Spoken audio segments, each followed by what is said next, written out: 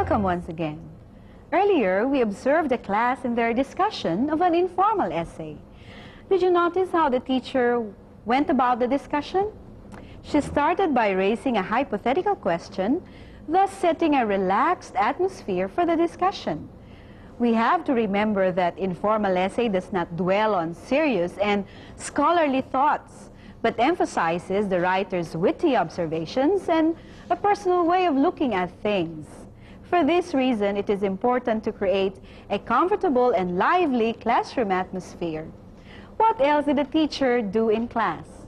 Instead of the typical teacher-student question and answer discussion, the teacher created a scenario in the form of a mock author interview, thus maximizing student participation.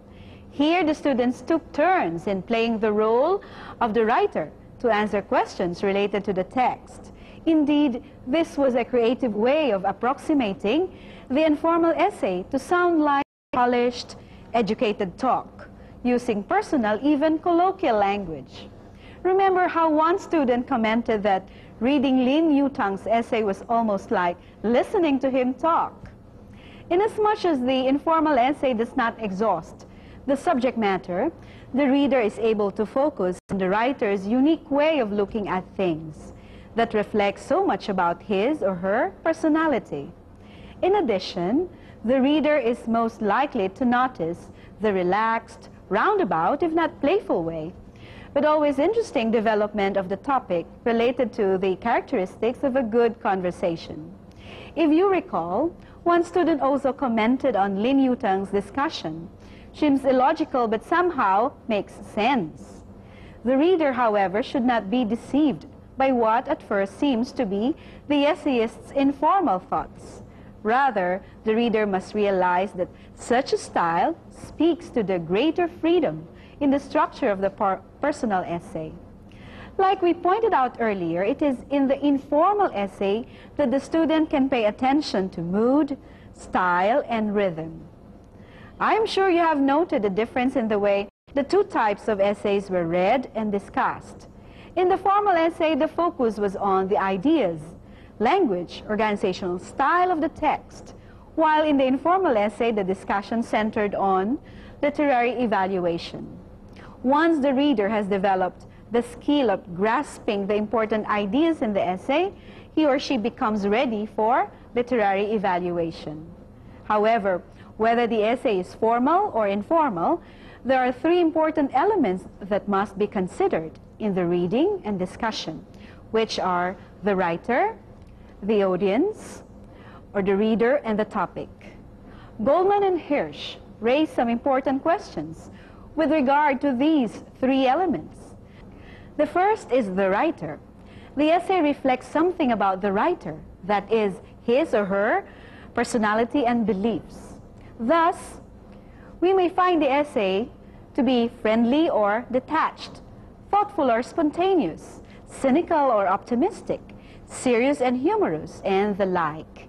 These types of personality generally indicate the writer's purpose for the essay. In this regard, the following are questions that may be asked about the writer's purpose. What special feature does the writer wish to emphasize about the topic? Does the writer wish to persuade the reader the need to act? Does the writer explain why his or her beliefs are reasonable? Does the writer want to show the humorous side of the topic so the readers will be entertained?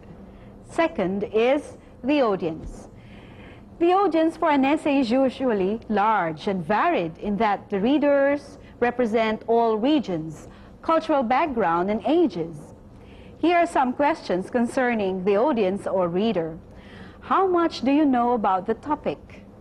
What common background experience do you have with the writer?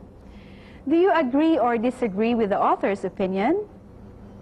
Finally, there is the topic. An essay must cover its topic fully. It is impossible to determine how long an essay should be, but the topic must be fully developed in a manner appropriate to the audience and purpose. Thus, the following questions may be considered. Does the topic contain an extensive series of details?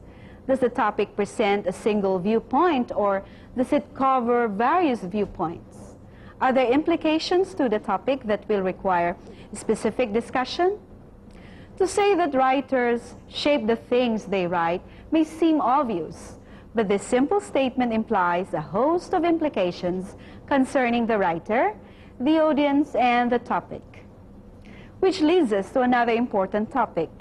How do we teach our students to write their own essay?